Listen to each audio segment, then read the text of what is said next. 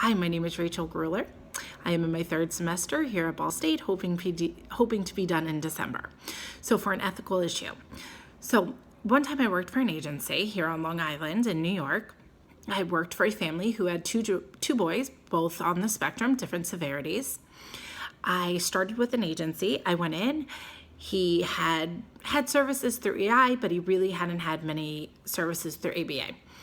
So my supervisor put together a programming book and said, here are some programs, this is what you're going to work on. Meanwhile, she never ran an assessment. She never actually even evaluated the child to know where he was. So that was an issue to begin with. So I decided on my own, after being 14 years in the field as a professional, I'm going to do something for this child. So I went ahead and I purchased the VB Map book. And I read an assessment and I put together a huge program book. Everything was great. However, my supervisor hardly ever came to sessions, really never supervised me, but the family trusted me and loved me enough that everything was fine. Anyway, so the parent asked me if she could have a copy of the hours that she was receiving.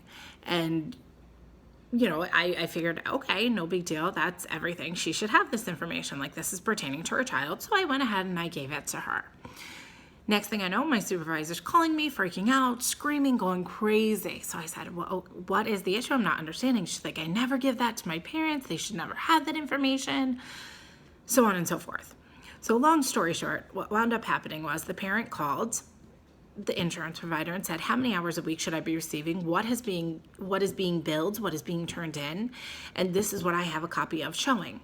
So what was happening was my supervisor was turning in hours and not going. So it turned into a really big issue. I wound up having to leave that agency. It wasn't going to work out for me. I couldn't be there. However, the family that I was with decided that they did not want to lose me and decided that they were instead going to go ahead and go with a different agency. So I did stay with that family, but unfortunately my previous supervisor found out, called me, refused to pay me. She wasn't going to pay me, said I stole a client out from under her.